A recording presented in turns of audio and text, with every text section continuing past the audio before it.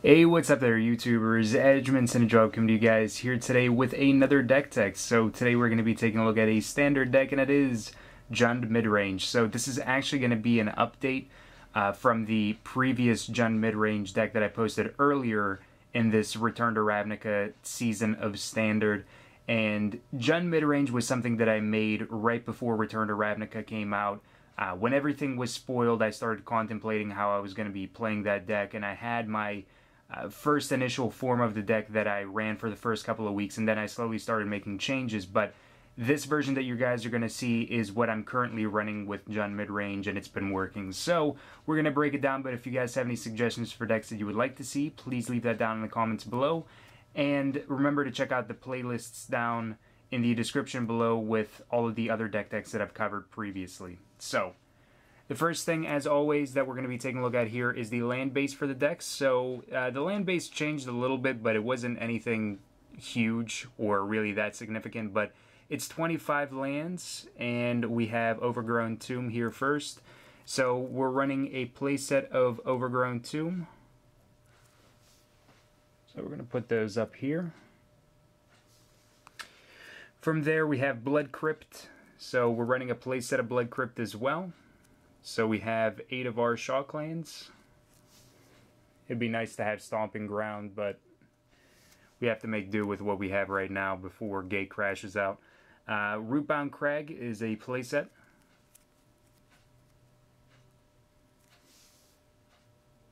From there, we have Dragonskull Summit.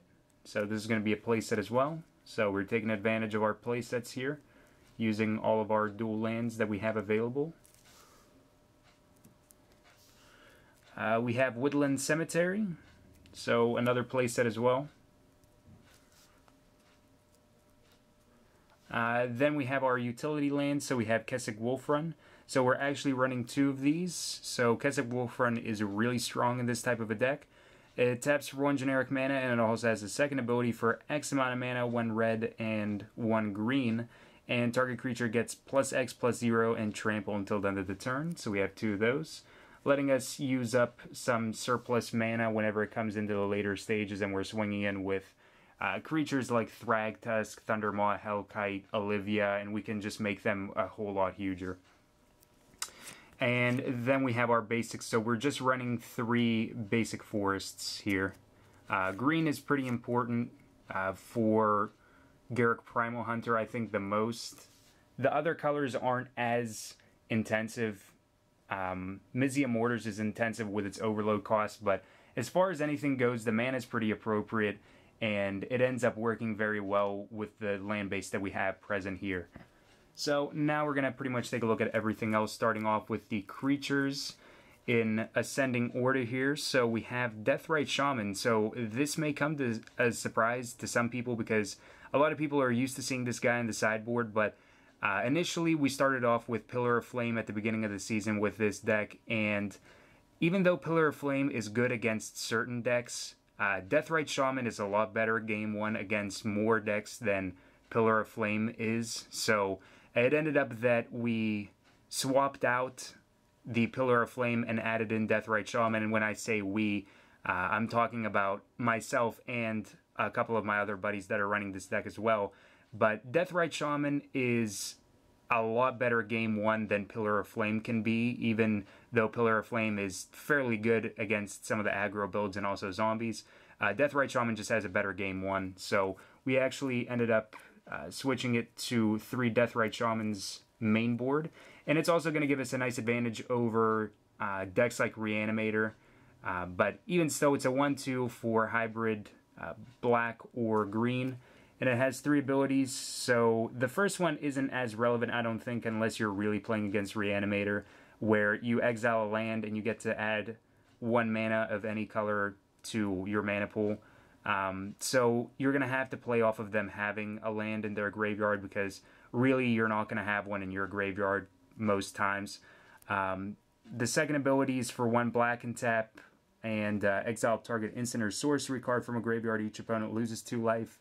And the third one is for 1 green, exile a creature, and you gain 2 life out of exiling it out of the grave. But Deathrite Shaman between the second and the third ability is really nice because with the second ability, you can start using it against other mid-range builds, against control, getting rid of stuff like Think Twice, other flashback cards, and stuff like that, and making them lose life. With the third ability, it's more related to playing up against Reanimator, getting rid of their targets that they can have for Angel of Serenity, or even just Unburial Rites to reanimate in that fashion. But like I said, Deathrite Shaman just has a good game one against a decent amount of builds.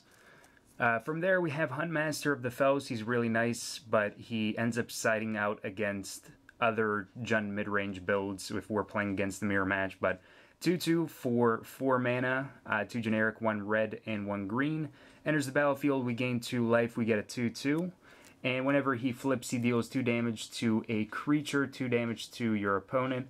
And he is also going to be a 4/4 on his flip side, which is pretty nice. So we have a playset of Huntmaster. Not much to say about him. He's pretty self-explanatory.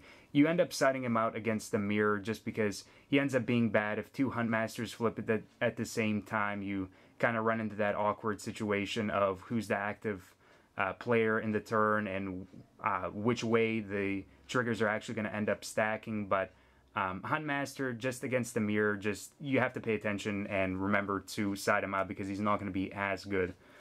From there, we have Olivia Voldaren. So Olivia is another really tremendous card, and she ended up being bumped up to 3 instead of the 2 that I think I had before. So she's a 3/3 for 4 mana. She's a flyer. And her first ability is 1 generic, 1 red. She deals 1 damage to another target creature. It becomes a vampire in addition to its other types. And we get to put a +1/+1 counter on Olivia. So in that sense, she can make herself a lot bigger if you just keep on pinging stuff and possibly getting rid of your opponent's creatures. But her second ability is really what makes her awesome. For 5 mana, 3 generic, double black. We get to gain control of target vampire for as long as you control Olivia Voldaren. So against stuff like Reanimate or anything that's playing a lot of big dudes, we're able to just be able to ping their creature and take it. It's also nice against other stuff like the mid-range builds, like the USA mid-range and stuff like that. If they're playing around Thundermaw Hellkite, you have 7 mana open. You can respond by pinging and then take their Thundermaw Hellkite and not let them swing in for 5. There's different things that you can work around it with that, but Olivia Voldaren's really good late game. From there, we have Thragtusk. So Thragtusk is just so good. He's worlds away from some of the rest of the rares that are in the standard format right now. But he's a 5/3 for 5.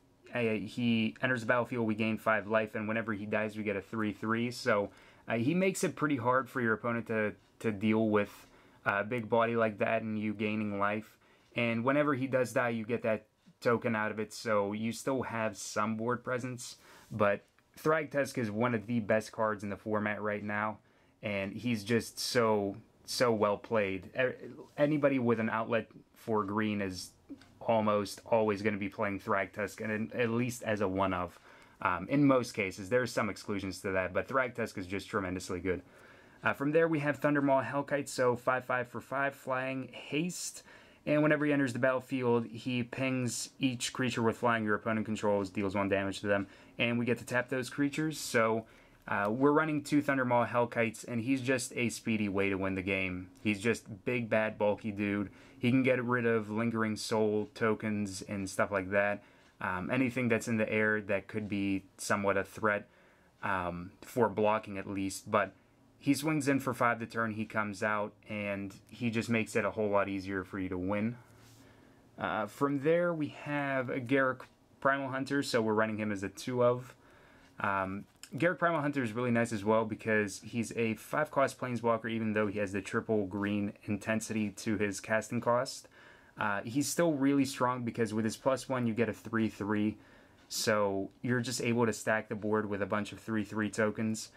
His -3 is also nice, especially if you're playing off of Thundermaw Hellkite or Thragtusk, even Olivia Voldaren as well. With his -3, you draw cards equal to the greatest power amongst creatures you control, so I mean, those are the two biggest things with Garruk, and those are going to be the things that you're playing off of most. The ultimate is there, and you can use the ultimate, but it's never a guaranteed win whenever there are cards like Sever the Bloodline in the format where they can just get rid of all of your things really easily, or other board wiping elements like Divine Verdict or Terminus. From there we have some removal elements, so we have Dreadbore, so destroy target creature or planeswalker. We're running 3 of these. I'm going to put those down there. From there we have Mizzium Mortars, so it was originally Bonfire of the Damned, but we switched it to Mizzium Mortars because it's a little bit more versatile in how you're going to be using it. If you have it in your opening hand, Mizzium Mortars is going to be obviously better. And the overload cost isn't way too far-fetched to cast. Sometimes it's a little bit annoying to get the triple red, but it's never a huge ordeal where you need to have that overload in order to win. But Mizzium Mortars is definitely very relevant, especially if you're casting it just for its regular casting cost. So we have 3 Mizzium Mortars here. From there we have Sever the Bloodline, so we're running 2 of them mainboard, and we also have 1 of them sideboard. Before cost sorcery, exile target creature and all other creatures with the same name. Flashback for 7. Very strong, especially against a lot of different builds, zombies, so you're not letting their creatures die, you're exiling them instead. Reanimator as well, getting rid of stuff like Angel of Serenity, all that kind of fun stuff. From there we have Rakdos' Return, so we're running 2 of them in the build. I have a Bonfire here as just a placeholder because I actually only have 1 Rakdos' Return, and I usually just end up borrowing 1 whenever I'm going to events, but 2 Rakdos' Return, it's really good against other mid-range builds, also against control as well. You get to deal X amount of damage, and it's X casting cost, 1 black and 1 red, and it's gonna make them lose X amount of life, and they have to discard X amount of cards from their hands. So you just kind of play it off where you're going to be playing it whenever you have that optimal situation where you're going to make them discard their whole hand and leave them with nothing else that they can really do. From there we have Rakdos Keyrune, so we are running 2 of these. It helps us mana accelerate a little bit, and it's also a 3/1 body with First Strike, which is also very relevant against stuff like Geist of St. Traft and a couple of other things, some aggro cards as well. But Rakdos Keyrune is very nice just because of that First Strike and being able to accelerate us along and maybe even fix for us. So we have 2 of those. And then we have our last set of cards here, which is the playset of Farseek. So we have a playset of Farseek. It's a 2-cost sorcery. We get to search our library for a Plains, Island, Swamp, or Mountain card and put it onto the battlefield tapped, then shuffle our library. So we get to search for either Overgrown Tomb or Blood Crypt because they are dual subtype lands, and we can search for either of them and fix from there. But that's the main board that we have for the deck. Now we're going to take a look at the sideboard. So in our sideboard here, we have a few key things. First off, we have Pillar of Flame. So Pillar of Flame is going to be nice up against aggro builds and also zombie builds as well. For 1 red, we deal 2 damage to target creature or player, and if that creature would die during this turn, exile it instead. So we have a playset of the Pillar. So against stuff like zombies where it's going to be very optimal, we're able to get rid of Drolf's Messenger and also Gravecrawler and not let them reoccur. From there we have Tribute to Hunger, and Tribute to Hunger is a 2 of in the sideboard, and it's an instant speed where target opponent has to sacrifice a creature and we gain life equal to that creature's toughness. So this is a early on resolution to be able to deal with Geist of St. Traft, because if you deal with them early on, it's okay, but if you're forced to have to like chump with Huntmaster of the Fells or one of the tokens off of Huntmaster of the Fells or another creature, chances are your opponent's going to be able to just respond with Restoration Angel and just bounce the Geist of St. Traft and let it come back into the battlefield. So Tribute to Hunger is one of those ways where your opponent plays Geist of St. Traft early on, and we just respond with Tribute to Hunger and get rid of it. So that was the biggest thing that contributed to having Tribute to Hunger in the sideboard. From there, we have Appetite for Brains, so we have 2 of them in the sideboard. So for 1 black, we get to look at our opponent's hand and take a card with converted mana cost 4 or greater and exile it. So against stuff like Midrange, up against Control, and also Reanimator, we're able to take their big things. Stuff like Thragtusk, Thundermaw Hellkite, Garruk, Jace, Architect of Thought, Angel of Serenity, all of them are very viable things. Sigarda as well. Sigarda is fairly annoying. Appetite for Brains is definitely going to be really nice because we get to take away things that our opponent can potentially use and either keep themselves in the game or push themselves ahead of us in the game. So 2 of them. It sides in against a lot of different matchups, but the biggest things are the Mirror, up against Reanimator, and against Control builds. From there, we have Slaughter Games. So this is a 3 of in the sideboard. So Slaughter Games is nice. It's a 4-cost sorcery, can't be countered by spells or abilities. And we get to name a non-land card, and we get to search our opponent's hand, library, and graveyard for all copies of it and exile it. So up against, again, stuff like Control, Reanimator, also the Mirror, we're able to get rid of all copies of annoying cards and threats. Stuff like Angel of Serenity, again, Thragtusk, because Thragtusk is just incredibly stupid in the format right now. He's so overplayed. We just get rid of all the things that could be a nuisance for us, and we get to do it for a very little amount of mana for that 4. From there, we have Abrupt Decay, so we're running this as a 2 of in the sideboard. 1 black, 1 green, and it can't be countered by spells or abilities. Destroy target non-land permanent with converted mana cost 3 or less. So up against smaller aggro-type builds, against the green-white human builds, it's going to be irrelevant. Against most of their creatures at least. And it's also going to be good up against other control builds that are going to be using Detention Sphere, Oblivion Ring, cards of that nature, where they get rid of something of ours and we can just Abrupt Decay it and get our creature back. Or Planeswalker even, because Garruk Primal Hunter is very notoriously sphered and Oblivion Ringed away. So we have 2 Abrupt Decays in the sideboard to deal with things of the 3 converted mana cost or less nature. From there, we have the Sever the Bloodline that I mentioned before. We just have another copy of it. And then we have Rakdos Charm. So this actually was another Deathrite Shaman at first, but it ended up switching into Rakdos Charm just because it has a more widespread graveyard hate.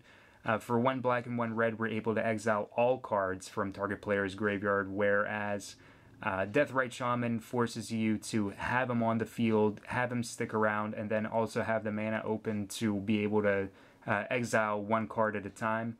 Even though Deathrite Shaman is really, really good, I also wanted to have Rakdos Charm in the sideboard as well, just because whenever Angel of Serenity hits, even if you get rid of 1 card, they're able to take another 2 possibly back. So Rakdos Charm is it's a nice way to just get rid of everything. So we have that as the last card in the sideboard here. So that about concludes this main board and sideboard for Jund Midrange. So hopefully you guys enjoyed it. If you did, please be sure to like, favorite, and subscribe for more Magic the Gathering content. The entire deck list is down below, as well as the playlist where I have all the previously archived deck techs that I've covered. And until next time, guys, have a wonderful, fun-filled Magic the Gathering day.